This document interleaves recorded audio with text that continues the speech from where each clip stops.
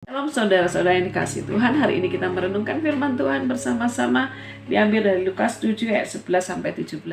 Sebelumnya kita akan berdoa terlebih dahulu.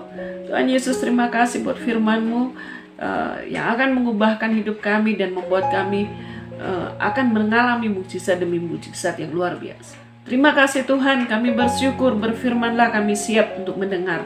Dalam nama Yesus kami berdoa, amin.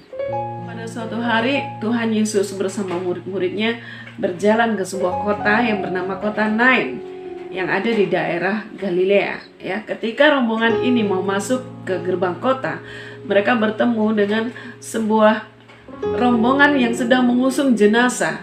Ya, ternyata jenazah ini adalah jenazah dari seorang anak muda yang merupakan anak tunggal dari seorang ibu yang sudah janda. Kalau kita lihat kondisi seperti ini, seorang ibu yang sudah janda menaruh harapannya yang besar kepada anaknya. Tetapi pada saat ini harapannya harus terkubur karena anaknya satu-satunya meninggal. Maka ini satu kondisi yang menyedihkan. Dan ketika Tuhan Yesus melihat hal ini, itu tergeraklah hatinya oleh belas kasihan. Lalu ia berkata kepadanya, jangan menangis. Ya. Yang pertama yang kita pelajari di sini adalah kita punya Tuhan yang belas kasihan. Ketika Tuhan Yesus melihat orang banyak berbondong-bondong mengikuti dia kemanapun, hatinya penuh belas kasihan melihat mereka seperti domba yang tidak punya gembala. Ketika Tuhan Yesus melihat seorang ibu janda kehilangan anaknya, hatinya penuh belas kasihan. Nah, ketika Tuhan melihat hidup kita, ya, orang-orang yang menanti-nantikan Tuhan, Tuhan juga punya belas kasihan. Ya. Berikutnya apa yang Tuhan lakukan? Sambil menghampiri usungan itu, ia menyentuhnya, sedang para pengusung berhenti. Ayat 14. Ya. Yang kedua kita pelajari, Tuhan Yesus bukan hanya Tuhan yang penuh belas kasihan, tapi Dia Tuhan yang bertindak. Ya. Pada masa itu orang Yahudi tidak boleh menyentuh jenazah. Kalau berani menyentuh jenazah, dia dianggap najis pada hari itu.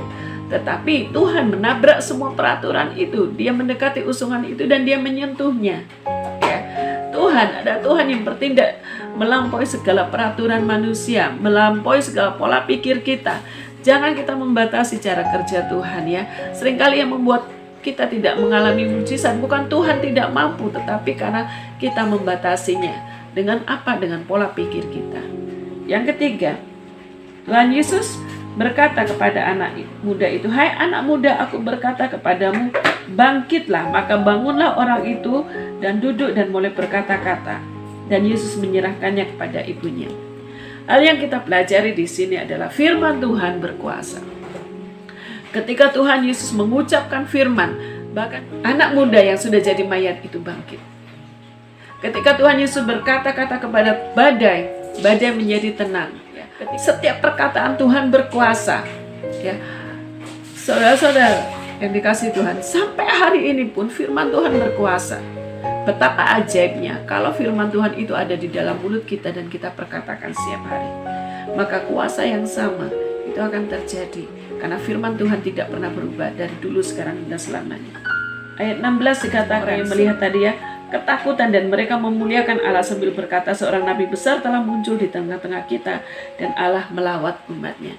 Saya yang kasih Tuhan, orang banyak yang tadi melihat mukjizat, dia berkata, ini ajaib, Tuhan melawat umatnya.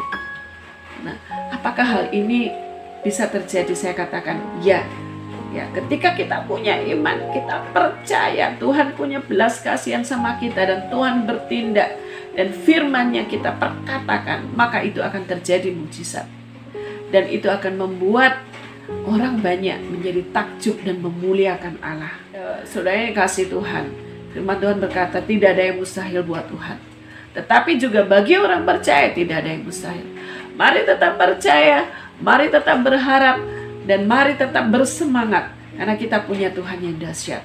Tuhan Yesus memberkati. Mari kita berdoa. Tuhan, terima kasih buat firman-Mu pada hari ini. Engkau memberkati kami Tuhan dengan firman-Mu. Tidak ada yang perlu ditakutkan, tidak ada yang perlu dikhawatirkan, karena kami punya Tuhan yang dahsyat dan ajaib. Taruh perkataan-perkataan iman, firman Allah di dalam hidup kami, dan buat kami memperkatakannya Tuhan, dan kami akan melihat mukjizat. Di dalam nama Tuhan Yesus kami berdoa dan bersyukur. Amin. Amin. Tuhan Yesus memberkati.